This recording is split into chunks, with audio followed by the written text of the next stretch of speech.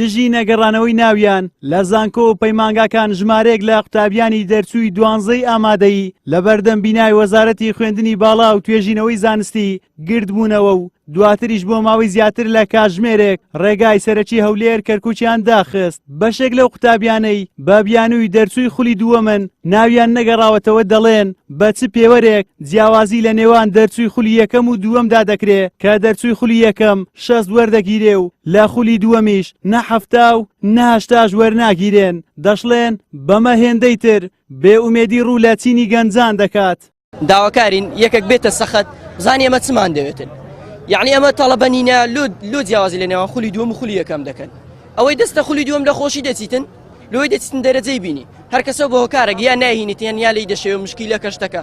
ئێستا کە ئەو هایلایەتە بابێنە سەخت بزانن ئەمە چمان دەوێت. فۆرمی داوێنە هەوای، یعنی ئەوە چ نەوعەکە، یعنی ئەمە چینە بەشەر نینە، یعنی تەڵەبە نینە، یعنی پاش 12 ساڵ خوێندنی ئەوە هەلیکارە ئەوە کوردستانە چێگرتووە. 82 هەیە ناوی لە مەعهەد پەرستاری هاتەوە، هەشە بە 57 بەس لەبەرەوەی ئەوەی دەچی لە کولێکی یان لە مەعهەدێکی ئەهلی دەخینی چووە لەگەوی دانیشتی، ئەوە چ ناعەقیەکە لە بەس لەبەرەوەی پارەت هەیە بژی ژیان بکە لە کوردستان، بڕۆ لە چێندەر دەخینی بخینە، ئەوە ناعەقیە. ئێستا ئەو تەلەبەی لێرە دەیبینی هەمووی منداری فەقیری ئەگەنە نایە لە سەوزادەی ڕاوەستی، کەسیش نهاتە سەخت. ئێستا جەنابی وەزیر لە خۆی بە زیادبی زۆر مەشغوڵە، 2 وەزارەتیان دایتی هەتا ئێستا نایە لەو تەلەبانە بپرستەوە. ئەوە چ ناعەقیەکە؟ ئارامی و هەلیکارەکەی کاکەم یان کوردستان یەکگرتووەکەی کابرای هیچی لەمە پاشەکەوت نەکرد، یعنی هیچی لەمە زیاد نەکرد. لە کوردستان ئازانی لە قسەکردنیش با پێ دوورم. ئێستا شاتیمە لە بۆ جەنابت قسەی دەکەم، ئەمە لەبەرەوە زۆر ناڕازیمە، هیچ عیلاجەشکەم نییە. تەڵەبەمان لەگەر 96 هەیە ناوی نهاتەوە، 91 ناوی نهاتەوە، یعنی هیچ معقول نییە. 2 ساڵە من لە مارمە چاوەڕێ دەکەم، ئێستا دەرێ بڕۆنەوە چاوەڕێی چارشەمێکە بن دەرێ ئەوش ئیشاڵە گەناوتان دێتەوە، یعنی بە ئیشاڵە کەس نازانی دێتەوە، یان ئەوە دەبتە 3 ساڵە من تەمەنم هەموو ڕۆی چی باجی تەمەنی من دەدا. ئەمە شکویەک خولی یەکەم نابێ جیاوازی بکەن، کاکە ئێمەش معدلمان هەیە خولی یەکەم 60 وەرگیراوە، ئێمە 64 بەمانەوەمان وەرنەگیراوین، دەبێت چارەسەر ئێمەشکەن. 12 ساڵ ئێمە خوێنین، ئەی معقول نیە ماڵی دان بشینەوە هەوکو ئەمانە بۆچی جیاوازی دەکەن؟ ئێمەش مافی خۆمانمان ئێوە لەگەڵیان. پاش 12 ساڵ لە خوێندن و تێکەشان و ساڵەشی پڕ لە ماندوو بوون ئەوە ڕەنجەکەمانە لەسەر جادەی بکەوین، یعنی بەڕاستی من 66مەیە نارێن دەرەجەکەم خراپەیانێ.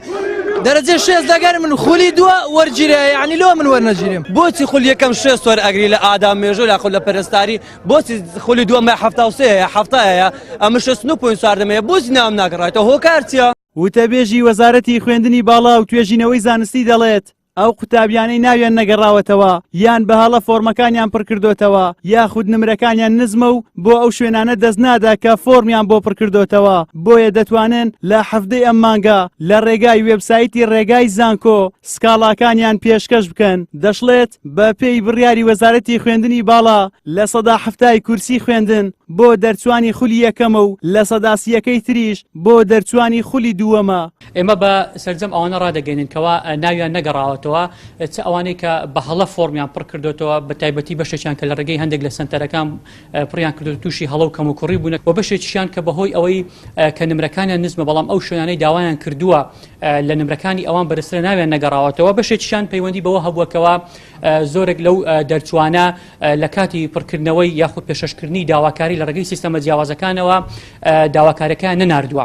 ئێمە بۆ کار ئاسانیکردنی دەرچوانی پۆلی 12 ئامادەی بە تایبەتی ئەوانەی کێشەی وەرگرتنیان هەیە، وەزارەتی خوێندنی باڵا و توێژینەوەی زانستی بڕیاری داوە بە شێوازی ئەلیکترۆنی دەرچوان فۆرمی سکاڵا پێشکەش بکەن کە ڕۆژی چوارشەمە ڕێکەوتی 7 2018 ئەم فۆرمی سکاڵا لە ڕێگەی ئۆنلاین لە ڕێگەی وێبسایتی ڕێگەی زانکۆ.com کارا دەکرێت. بۆ ئەم ساڵی خوێندنیش بە هەمان شێوە وەزارەت لە سەرەتای ساڵەوە بڕیاری ئەوەی داکەوە ڕێژەی تا ئاسی 170 کورسەکانی خوێندن بۆ دەرچوانی خولی یەکەم دەبێت و ڕێژەی تا ئاسی 130 کورسەکانیش بۆ دەرچوانی خولی دووەم دەبێتن.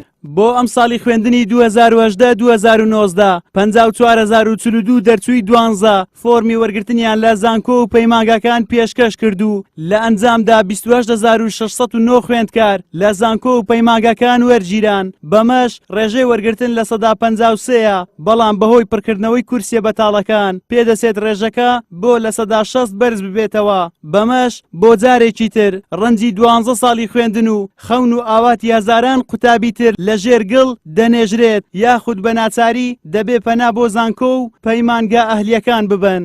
زریان سدیق، کەناڵی ئاسمانی پەیام، هەولێر.